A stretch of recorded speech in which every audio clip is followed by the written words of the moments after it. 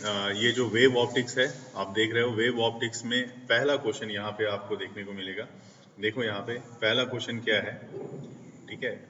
और ये इस तरह से क्वेश्चन को यहाँ पे, a monochromatic light of wavelength, wavelength आपके पास दी हुई है 589 nanometre is incident from air on a water surface. ठीक है, जो वेवलेंथ दी हुई है तो उसको आपको वेवलेंथ को उस फॉर्म में लिखना पड़ेगा कि किस फॉर्म में वेवलेंथ दी हुई है, उसको यहाँ पे मेंशन कर देते हो आप। तो देखिए यहाँ पे मैं लिख रहा हूँ लैम्डा, वेवलेंथ को लैम्डा से रिप्रेजेंट करते हो, लैम्डा इक्वल टू 589 इंटू 10⁻⁻⁹, ठीक है, ये मीटर में दिया हुआ है। और what are the wavelength, frequency and speed of, पहला केस है रिफ्लेक्टेड, दूसरा केस है रिफ्रैक्टेड लाइट। और रिफ्रैक्टिव इंडेक्स ऑफ वाटर, मतलब ये जो आपके पास दी हुई है ये इनफैक्ट म्यू की वैल्यू है, म्यू इक्वल टू 1.33 है ना, ये तो क्या है, ये म्यू की वैल्यू है, म्यू इक्वल टू 1.33। तो आप जो जो वैल्यू दी हुई है उसको पहले आप लिख लो यहाँ पे, मैं यहाँ पे लिख रहा हूँ म्यू इक्वल टू 1.33। और देखिए फ्रीक्वेंसी ऑफ रिफ्लेक्टेड लाइट के लिए जो फॉर्मूला होता है, पहले वाले की बात मैं कर रहा हूँ, frequency of reflected light F equal to, first वाले में जो फॉर्मूला होता है वो डायरेक्ट आप अप्लाई करो, C upon lambda in air, lambda किसमें, एयर में।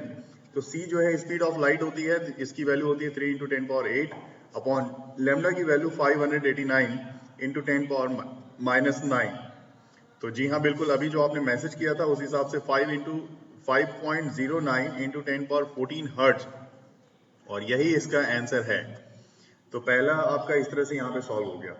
उसी तरह से दूसरे में आप क्या देख रहे हो, किसके लिए देखना है, तो रिफ्रैक्टेड लाइट के लिए। दूसरे के लिए भी फॉर्मूला पहले आप लगाओ कि आप पहले फ्रीक्वेंसी निकालने के लिए यहाँ पे आपको देखना पड़ेगा, फ्रीक्वेंसी भी चाहिए, स्पीड भी चाहिए, वेवलेंथ भी चाहिए।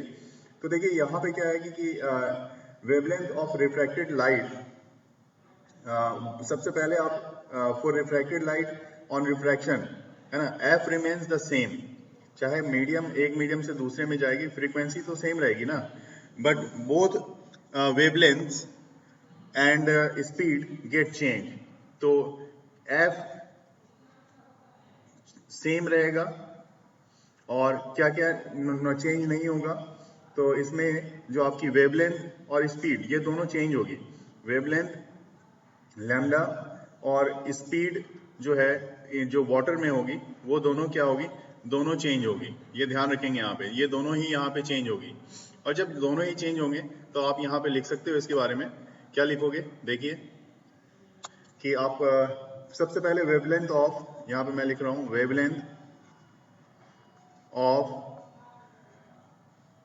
रिफ्रैक्टेड लाइट है ना, ये तो रिफ्रैक्टेड है क्योंकि इससे पहले वाला जो था वो रिफ्लेक्टेड था, ये कौन सा है, रिफ्रैक्टेड। तो ये रिफ्रैक्टेड लाइट के लिए जो आप देखोगे तो क्या मिलेगा आपको, तो लैम्डा वाटर के लिए आपको निकालना है ना, तो lambda air upon refractive index ले लो एयर से वाटर के लिए। तो लैम्डा एयर के लिए आपके पास जो वैल्यू दी हुई है ये एयर के लिए है 589 इंटू 10⁻⁹ अपॉन रिफ्रैक्टिव इंडेक्स जो इसकी वैल्यू है 1.33 की है ना, तो 1.33, तो आप जब डिवाइड करोगे आपको रिजल्ट मिलेगा 4.42 इंटू 10⁻⁷ 10⁻, मैं फिर से यहाँ पे क्लियर करके लिख देता हूँ, this one is equal to 4.42 into 10⁻⁷ metre. Calculate करके देखो आपको यही रिजल्ट मिलेगी। और फ्रीक्वेंसी आपके पास जैसा कि बताया गया फ्रीक्वेंसी तो चेंज होगी नहीं, तो फ्रीक्वेंसी आपके पास कितनी आ रही है, तो फ्रीक्वेंसी आपकी आई थी ये वाली वैल्यू, देखो फ्रीक्वेंसी की वैल्यू आई थी 5.09 इंटू 10⁸ हर्ट्ज, ये फ्रीक्वेंसी की वैल्यू आपको आ रखी है। तो इसी फ्रीक्वेंसी की वैल्यू को यहाँ पे अप्लाई करना है। देखो यहाँ पे फ्रीक्वेंसी एफ इक्वल टू आपके पास क्या अप्लाई करना है, 5.09 इंटू 10⁻14 हर्ट्ज है ना, ये वैल्यू आपको अप्लाई करनी है। तो स्पीड ऑफ रिफ्रैक्टेड लाइट, क्योंकि एक मीडियम से दूसरे मीडियम में जब लाइट जाएगी तो वो तो स्पीड उसकी चेंज होगी, तो स्पीड ऑफ रिफ्रैक्टेड लाइट क्या हो जाएगी, अब वो आपकी फार्मूला आ जाएगा फिर से C upon refractive index air to water के लिए इस बार। तो चूंकि आपने स्पीड किस में निकालनी है, वाटर में निकालनी है ना, तो स्पीड वाटर में निकालनी है, तो इसलिए इस तरह का वैल्यू आपको लिखोगे यहाँ पे। स्पीड ऑफ लाइट तो 3 × 10⁸ ही है और ये 1.33। तो इस बार आपके पास रिजल्ट आएगा कैलकुलेट करके 2.26 × 10⁸ मीटर पर सेकेंड, ये इसका रिजल्ट आ जाएगा। क्वेश्चन नंबर 2 है what is the shape of wave front in each of the following case, light diverging from a point source. अगर देखिए पॉइंट सोर्स से अगर लाइट डाइवर्ज हो रही है ना, मान लो ये पॉइंट सोर्स है आपका और इससे लाइट डाइवर्ज हो रही है, मतलब इस तरह से जा रही है, ऐसे जा रही है, ठीक है, इस तरह से लाइट जा रही है पॉइंट सोर्स से, तो डाइवर्ज हो रही है, तो इसके ये क्या करेगा, ये अपने आप में यहाँ पे आप देखोगे ध्यान से तो स्फेरिकल डाइवर्जिंग जो बनाएगा वो स्फेरिकल वेव फ्रंट बनाएगा, ये इस तरह। अगर आप देख पा रहे हो ध्यान से देखना, इस तरह से, तो ये एक स्फेरिकल वेव फ्रंट होगा जो कि आपने मैसेज में लिखा भी था। तो स्फेरिकल वेव फ्रंट है, बिल्कुल सही है आपका। और यहाँ पे इसको आप लिख सकते हो, ये जो ड्रॉ किया हुआ है ये पार्ट और ये वाला पार्ट, ये डाइवर्जिंग जो है स्फेरिकल वेव फ्रंट है, शॉर्ट में आप इसको लिख सकते हो डाइवर्जिंग स्फेरिकल वेव फ्रंट। तो ये सेकंड वाला जो है हमारा, ये emerging out of a convex lens, convex lens से जो इमर्ज होगा उसकी बात की जा रही है ना। तो मान लो ये कॉन्वेक्स लेंस इस तरह से आपने बना दिया, convex lens when point source is placed at its focus, और इसके फोकस मान लो ये इसका फोकस है, इसका फोकस ये है,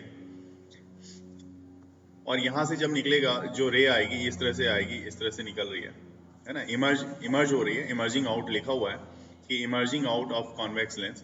तो इस तरह से जब रे निकलेगी तो ये क्या होगी, ये रे बिल्कुल पैरेलल होके चली जाएगी, पैरेलल मतलब इस तरह से चली जाएगी, देखो ये रे पैरेलल जाएगी। अब पैरेलल रे मतलब क्या करेगा, ये करेगा आपका प्लेन वेव फ्रंट बनाएगा, जी हाँ, ये बना देगा आपका plane wave front.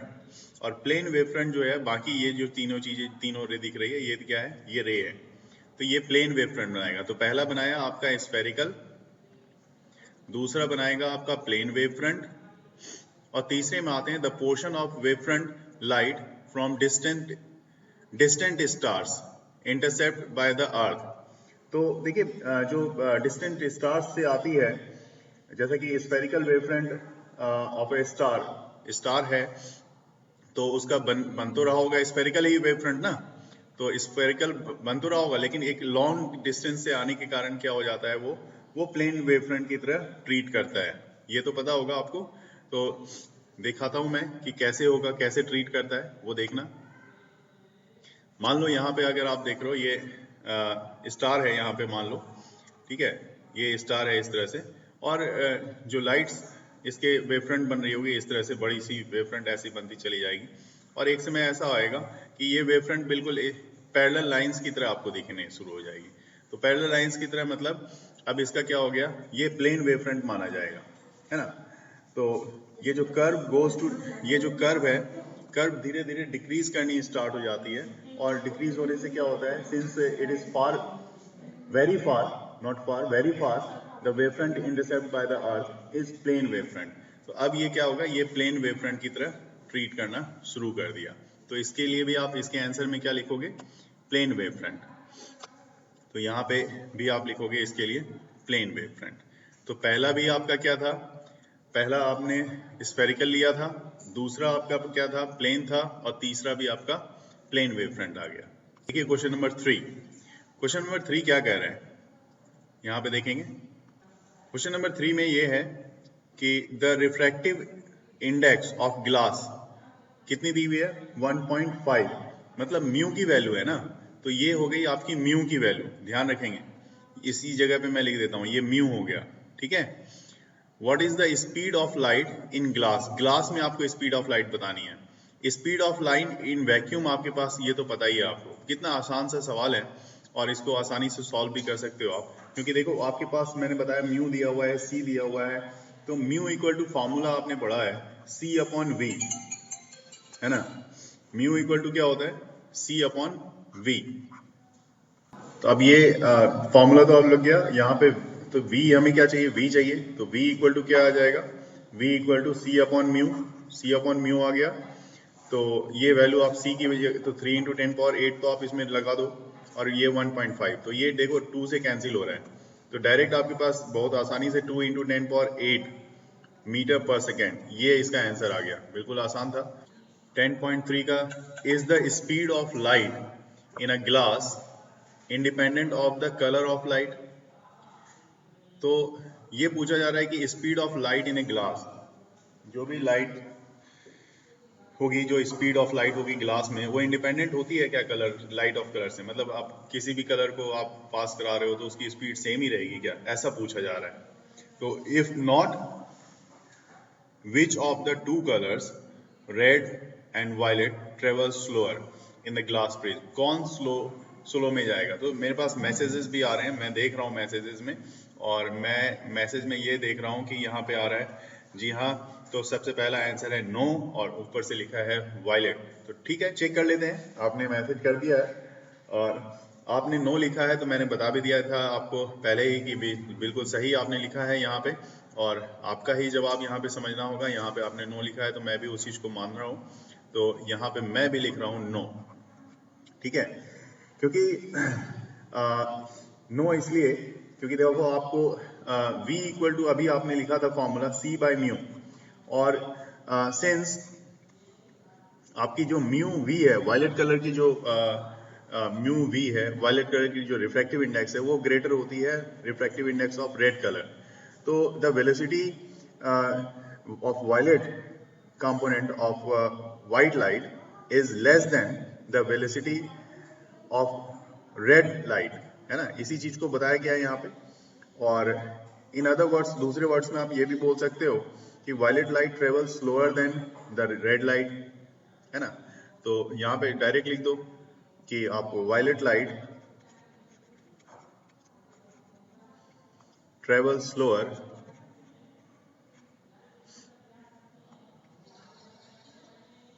Then the red light. Clear है, ये हो गया, तो बी वाला पार्ट भी आपका हो गया। उसी तरह से आपके क्वेश्चन नंबर, आप इसके बाद नेक्स्ट क्वेश्चन को आप देखोगे, ये है question number 4। In a Young's double slit experiment the slits are separated by 0.28। अब देखिए ये क्या है, 0.28 जो स्लिट सेपरेट किया गया है, मतलब ये स्मॉल डी है। आपको याद होगा मैंने बताया भी था कि एक स्लिट ये और दूसरा स्लिट ये, तो अगर इसको ए और बी बोला जाए तो इस दोनों के बीच के गैप को डी बोलते हो आप। And the screen is placed 1.4 metre away. तो यहाँ पे मान लो कि आपका स्क्रीन है जो कि 1.4 मीटर है। 1.4 मीटर है, मतलब कहने का मतलब ये हो गया आपका कैपिटल डी। तो कैपिटल डी आपका कितना हो गया, 1.4 मीटर, ठीक है। और पूछा क्या जा रहा है, the distance between the central bright fringe, यहाँ पे एक सेंट्रल ब्राइट फ्रिंज यहाँ पे बनेगी, ठीक है, ये सेंट्रल ब्राइट फ्रिंज बनेगी, and the fourth bright fringe. Central के बाद देखो फर्स्ट, ये फर्स्ट होगा, second, third and then fourth, इस तरह से ये बनेगा, ठीक है। तो इस तरह से बन रहा है। Fourth bright fringe is measured to be 1.2 centimetre, ये 1.2 सेंटीमीटर पे है। तो सबकी वैल्यू को कैसे लिखना है वो भी देखना होगा हमें। तो इसका मतलब डी आपका 1.4 आपने लिख दिया, तो x4 जो है, फोर्थ ब्राइट फ्रिंज है, तो 1.2 सेंटीमीटर, कहने का मतलब 1.2 इंटू 10⁻⁻2 मीटर, और n जो है वो 4 हो गया, ठीक है। अब आपके पास फॉर्मूले की बात करें तो फॉर्मूला क्या है आपके पास, तो देखो फॉर्मूला है आपके पास xn equal to lambda n lambda capital D by small D, ये फॉर्मूला है आपका। तो यहाँ पे एक्स एन की जगह पे आप क्या लोगे, 4, तो x4 इक्वल टू कितना हो जाएगा, x4 equal to 4 lambda capital D by small D. अब तो वैल्यू ही रखनी है ना, और तो कुछ है नहीं, तो चलिए वैल्यू रख के देखते हैं। यहाँ पे x4 इक्वल टू कितना निकालना है भाई, हमें तो लैम्डा चाहिए, तो लैम्डा इक्वल टू क्या रखोगे, तो लैम्डा इक्वल टू आपके पास आ जाएगा x4 small D upon 4d। तो ये हो गया 1.2 into 10 power minus 2 into D की वैल्यू आपने यहाँ पे लिखी है जो 0.28 था, ये देखिए 0.28, तो 0.28 इंटू 10 पावर माइनस 3, क्योंकि mm में है तो 10 पावर माइनस 3 लिखेंगे, अपॉन में क्या करना है 4 इंटू 10 पावर 1.4, क्योंकि d की वैल्यू कितनी है 1.4 की है। तो बस अब इसको आप सॉल्व करो और सॉल्व करके आपके पास जो रिजल्ट आएगा वो कुछ इस तरह का आएगा। यहाँ पे आप देखो, मैं लिख रहा हूँ यहाँ पे इसका रिजल्ट, क्रॉस चेक कर लोगे, 6 इंटू 10 पावर माइनस 7 मीटर, ये इसका आंसर आ जाएगा। ठीक है, इसी तरह से अगले क्वेश्चन को फिर से देखेंगे हम लोग। तो अगला क्वेश्चन, क्वेश्चन नंबर 5 है आपका। देखिए क्वेश्चन नंबर 5 में क्या है, कह रहा है in a Young's double slit experiment using monochromatic light of wavelength lambda, the intensity of light at a point on the screen where path difference lambda है is k unit, और जो path difference है उसकी जो value है वो k unit की है। What is the intensity of light at point where the path difference is lambda by 3? तो हमें क्या इंटेंसिटी ऑफ लाइट होगी जिसकी पाथ डिफरेंस जो है हमें लैम्डा बाय 3 मिल रही हो, तो उसके लिए हमें इंटेंसिटी बतानी है। ठीक है, तो चलिए सॉल्व करते हैं। जो भी चीजें यहाँ पे दी हुई है वो आपके सामने है, तो इसको सॉल्व करते हैं। यहाँ पे सबसे पहले आप यहाँ पे देखो, यंग्स डबल स्लिट एक्सपेरिमेंट में जो फॉर्मूला आता था आपके पास, रिजल्टेंट इंटेंसिटी का फॉर्मूला IR इक्वल टू, आपने लिखा भी होगा, I1 plus I2 plus 2 under root I1 I2 cos phi, यही तो फॉर्मूला होता है ना।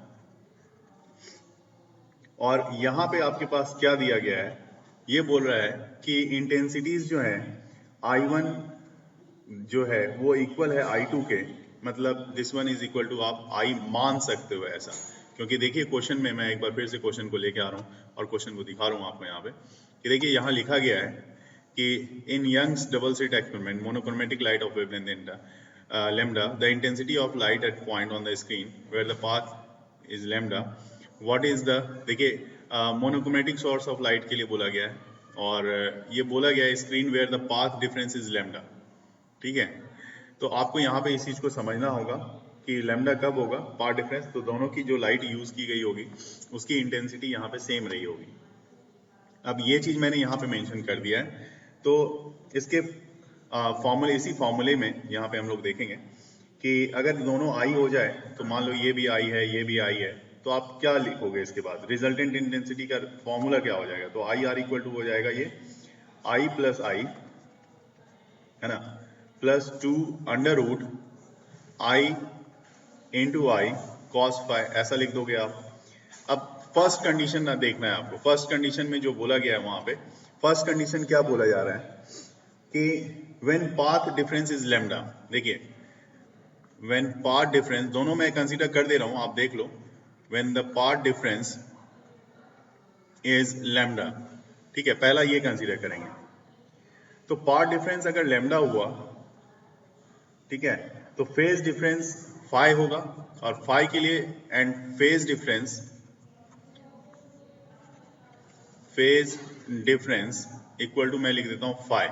तो देखिए फाई, तो फाई इक्वल टू आपका फेज डिफरेंस का फॉर्मूला क्या होता है, 2 pi by lambda into path difference. तो पाथ डिफरेंस यहाँ पे क्या बोला जा रहा है, पाथ डिफरेंस बोला जा रहा है कि वो लैम्डा है, तो इनटू लैम्डा लिख दो आप, तो ये और ये कैंसिल हो गया, तो यहां से मतलब 2 पाई सिर्फ बच रहा है, तो 2 पाई बच रहा है, तो यहाँ पे क्या होगा, 0, फाई जो हो जाएगा वो 0 हो जाएगा, क्योंकि cos 2 पाई, यहाँ पे देखिए फाई यहाँ पे क्या हो रहा है, 0 हो रहा है। अब इसमें आपको 0 मतलब क्या, 0 डिग्री, 0 वैल्यू नहीं है, एंगल है, ये भी एंगल है और ये भी एंगल है, तो दोनों ही एंगल है। तो अब जब दोनों एंगल है, तो यहाँ पे आप इसमें प्लेस करके देखोगे रिजल्टेंट वाले फॉर्मूले में, ये जो रिजल्टेंट का फॉर्मूला है आपका, ये तो मेन फॉर्मूला हो गया है आपके लिए, मेजर फॉर्मूला है, इसी फॉर्मूले में रखना है। तो आई आर इक्वल टू कितना हो जाएगा, आई प्लस 2 आई cos 0, तो ये हो जाएगा i और i 2i और ये भी 2i, क्योंकि cos 0 की वैल्यू 1 होगी तो ऑलमोस्ट 4i, जो कि k यूनिट के इक्वल गिवन है क्वेश्चन में हमारे पास। ठीक है, उसी तरह से ये पहला हो गया। दूसरे पार्ट में अगर देखा जाए तो दूसरे पार्ट के लिए हमारे पास बोला जा रहा है कि इस बार पार्ट डिफरेंस आपकी λ/3 है। देखो क्वेश्चन को एक बार, ये देखो यहाँ पे बोला जा रहा है, यहाँ पे पार्ट डिफरेंस कितने की है, λ/3 की है। तो अब नेक्स्ट स्टेप में आप पार्ट डिफरेंस λ/3 लेके चलोगे।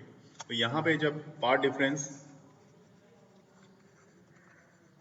λ/3 ले रहे हो तो आपको क्या मिल रहा है, तो आपके पास फेज एंगल जो आपके पास आएगी वो 2π/λ इंटू, इस जगह पे अब आपको क्या लेना होगा, λ/3। तो λ और λ कैंसिल कर दो, 2π/3 हो गया। 2π/3 कहने का मतलब हो गया 120 डिग्री। ठीक है, अब रिजल्टेंट इंटेंसिटी इस केस में क्या होगी, तो i प्लस 2i, ठीक है, प्लस 2i और cos 120 डिग्री। ठीक है, तो ये आपके पास जो आ जाएगा ये किसके इक्वल हो जाएगा, ये देखो यहाँ पे ये k/4 के इक्वल। ठीक है, k/4, क्योंकि यहाँ पे आ जाएगा आपके पास k/4, मतलब चूंकि ऐसा है कि 4i इक्वल टू k आ रहा है ना, तो i इक्वल टू कितना आ जाएगा, k/4 आ जाएगा। तो ये वैल्यू यहाँ पे आ रही है आपको। ठीक है, तो इस तरह से क्वेश्चन नंबर आपका यहाँ पे 5 कंप्लीट हो गया। आइए अब क्वेश्चन नंबर यहाँ पे देखते हैं 6। 5 तक हमने कर लिया है। क्वेश्चन नंबर 6 क्या कह रहा है, a beam of light consisting of 2 wavelengths, 2 wavelengths हैं यहाँ पे 650 और 520 nm की है, मतलब नैनोमीटर की है। तो इसमें आप ये कहोगे कि ये वाला जो पोर्शन है ये λ1 है और ये है λ2, और नैनोमीटर है तो 10⁻⁹ मीटर में आप कन्वर्ट कर लोगे। सबसे पहला काम ये करोगे।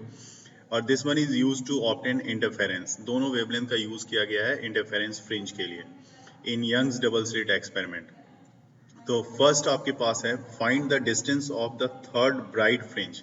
देखिए अभी जैसे हमने फोर्थ का निकाला था उसी तरह से यहाँ पे थर्ड ब्राइट फ्रिंज की बात की रही है। देखो आप क्वेश्चन नंबर 4 में आपने निकाला था फोर्थ ब्राइट फ्रिंज निकाला था ना, तो यहाँ पे third bright fringe on the screen from the central maximum for wavelength 650 nanometre nm, क्योंकि सारी जो मेजरमेंट होती है ना वो सेंट्रल मैक्सिमा से ही होती है। नॉर्मली सारे क्वेश्चंस में इसी तरह की मेजरमेंट ली जाती है। तो इसको कैसे सॉल्व करोगे, पहला इसी के पहले पार्ट को हम लोग सबसे पहले समझेंगे। तो देखिए यहाँ पे सारी चीज़ें आपके पास दी हुई है और यहाँ पे मैं लिख रहा हूँ ए पार्ट जो मैं सॉल्व करने जा रहा हूँ आपके लिए। तो ए पार्ट में आप कैसे सॉल्व करोगे देखोगे यहाँ पे। ठीक है, बड़ा ही आसान है यहाँ पे ए पार्ट को अगर आप सॉल्व करने जा रहे हो तो इतना कॉम्प्लिकेशन यहाँ पे आपको नहीं लगेगा। तो देखिए जो फॉर्मूला आपने पहले भी यूज़ किया था xn इक्वल टू, यहाँ पे फॉर्मूला क्या होगा, n lambda capital D by small d, यही तो फॉर्मूला था। ठीक है, अब distance of third bright fringe कहने का मतलब है कि n इक्वल टू क्या लोगे, 3 ले लोगे।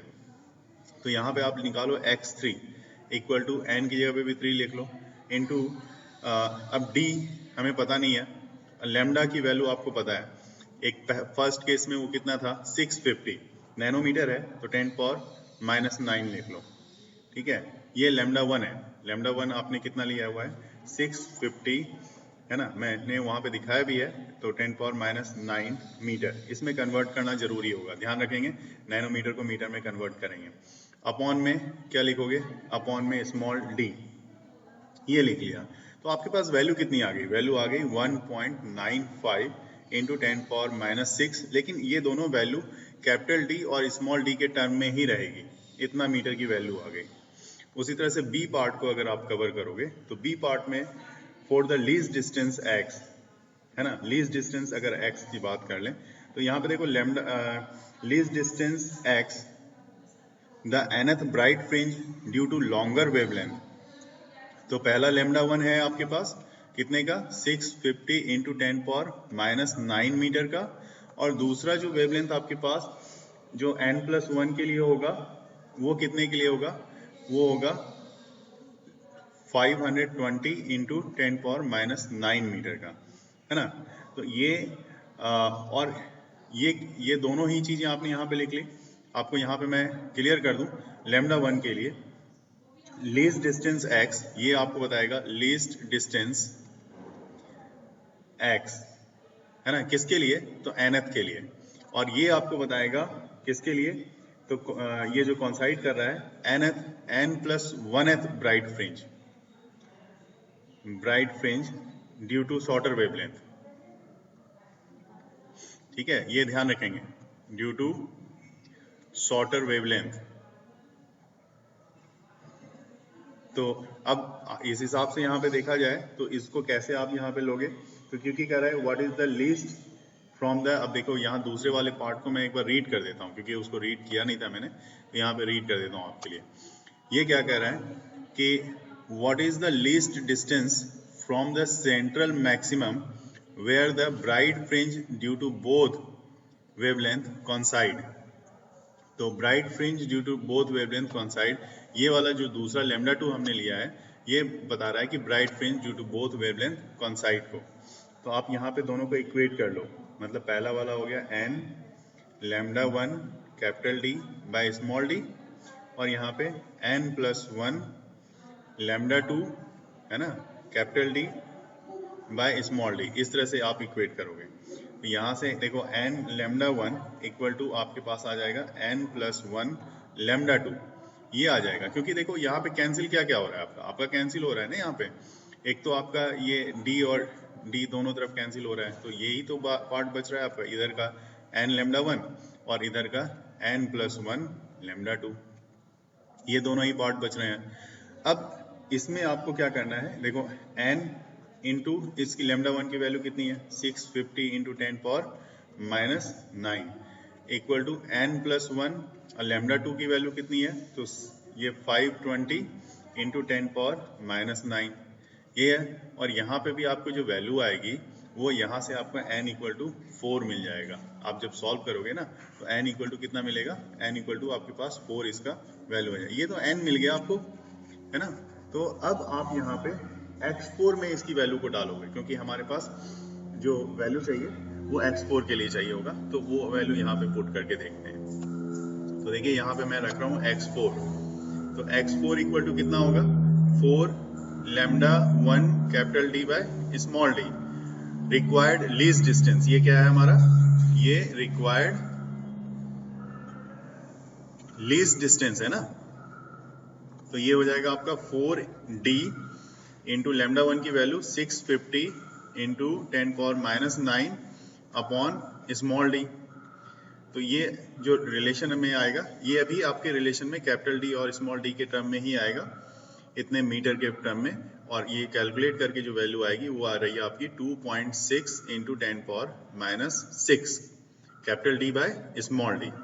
यही इसका फाइनल रिजल्ट आएगा। ठीक इसी तरह से आप क्वेश्चन नंबर 7 अटेम्प्ट कर लेते हैं। इसमें दिया हुआ है in a double slit experiment the angular width of fringe is found to 0.2 degree, है ना। ये एंगुलर विड्थ दी हुई है on a screen placed 1 metre away. The wavelength of the light used is 600 nanometer. What will be the angular width of the fringe if the entire experimental apparatus is immersed in water? Take refractive index of water to be 4/3. देखिए angular fringe width के लिए जो formula होता है ना, जैसे theta equal to क्या होता है, थीटा इक्वल टू L/R होता है। तो यहाँ पे आपको theta equal to linear fringe width beta और रेडियस की जगह पे डिस्टेंस होती है स्लिट्स और स्क्रीन के बीच की, जो कैपिटल D से आप रिप्रेजेंट करते हो। अब बीटा का फॉर्मूला तो आपने निकाला ही था, वो फॉर्मूला है lambda capital D by small d, upon में कैपिटल D रखोगे तो यहाँ से क्या होगा, कैपिटल D और कैपिटल D कैंसिल हो रहा है। देखो ये कैपिटल D और ये कैपिटल D कैंसिल हो रहा है, तो आपके पास जो रिजल्ट आ रहा है थीटा इक्वल टू वो आ रहा है लैम्डा बाय d, मतलब स्मॉल d। तो लैम्डा बाय d जो वैल्यू दी हुई है, थीटा की वैल्यू जो दी हुई है क्वेश्चन में, वो कितनी की है 0.2 डिग्री। कब, इन एयर, ध्यान रखना है इसको, इन एयर। अभी वाटर में डाला नहीं है इसको, लेकिन अब बात करेंगे हम लोग वाटर की। तो in water when the apparatus is immersed in water, तो उस केस में जो वेवलेंथ होगी वो कुछ अलग होगी, तो उसको लैम्डा डैश मान लिया। Lambda dash equal to lambda by mu लिख सकते हो आप। तो theta dash equal to formula क्या होता है, देखो तो थीटा डैश इक्वल टू, जो कि एक एंगल अलग टाइप की एंगल आपको मिलेगी ना, तो लैम्डा डैश बाय डी, और लैम्डा डैश मतलब lambda by mu upon D जो है उसको लिख दिया आपने, तो ये लिखोगे आप 1 upon mu into lambda by D, ठीक है। और ये देखो लैम्डा बाय डी आपने लिख दिया। देखो लैम्डा बाय डी को आप किससे लिख रहे हो, तो लैम्डा बाय डी को आप किससे लिख रहे हो, कितनी वैल्यू है 0.2 डिग्री की, है ना, ये 0.2 डिग्री हो गई।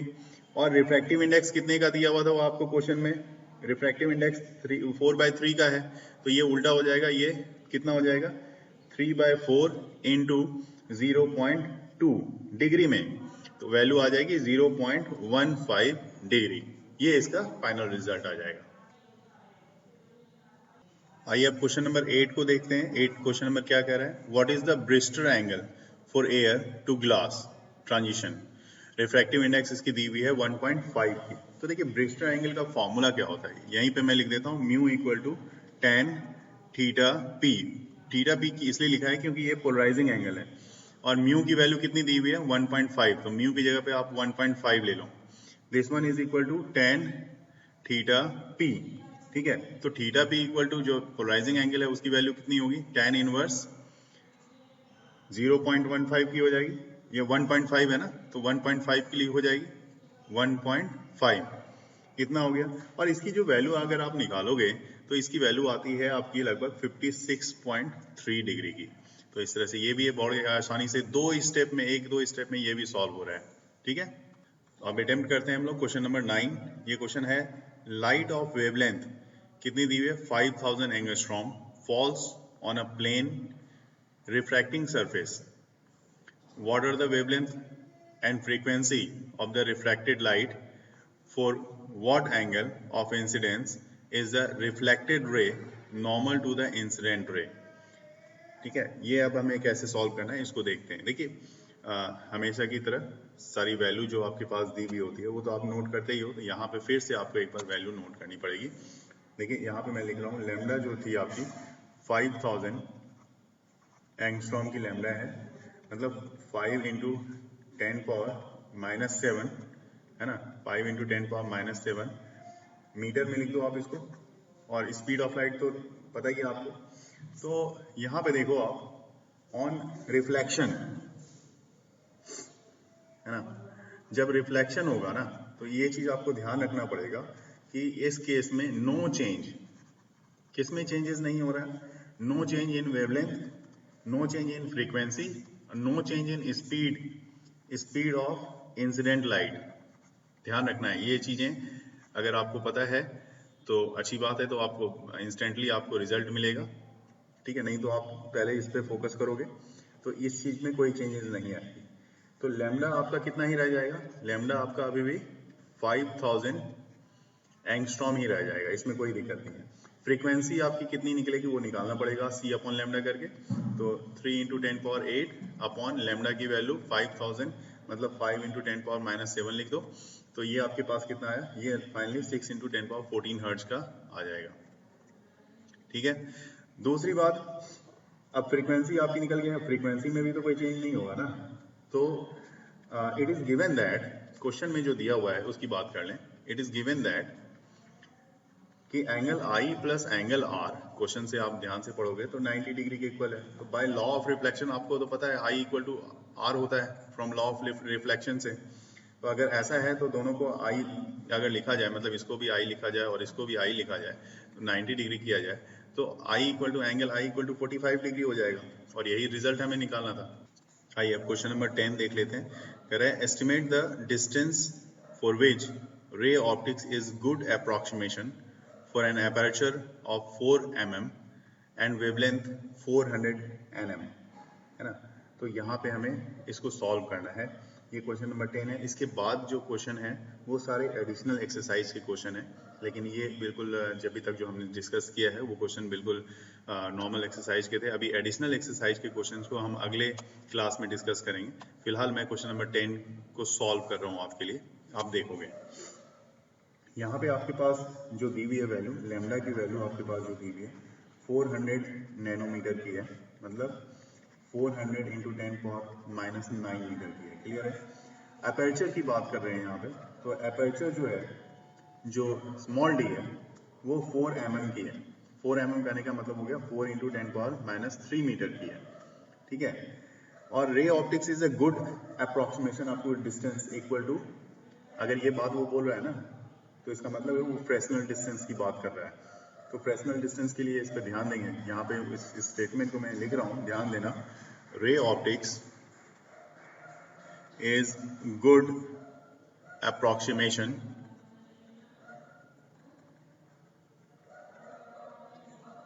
up to distance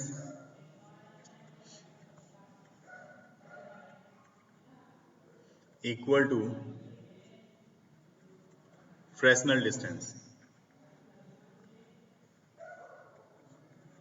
जिसको ZF से आप रिप्रेजेंट करते हो। ZF इक्वल टू होता है d²/λ। तो d की जो वैल्यू है वो 4 × 10⁻³ इसकी स्क्वायरिंग कर लो, और लैम्डा की वैल्यू तो आपके पास है ही 400 × 10⁻৯ मीटर की। ओवरऑल सॉल्व करके आपके पास इंस्टेंटली आंसर आएगा 40 मीटर। मतलब optics is valid up to a distance of 40 metre from the aperture. अगली क्लास में इसके एडिशनल क्वेश्चंस को, सारे एडिशनल क्वेश्चंस को हम लोग डिस्कस करेंगे।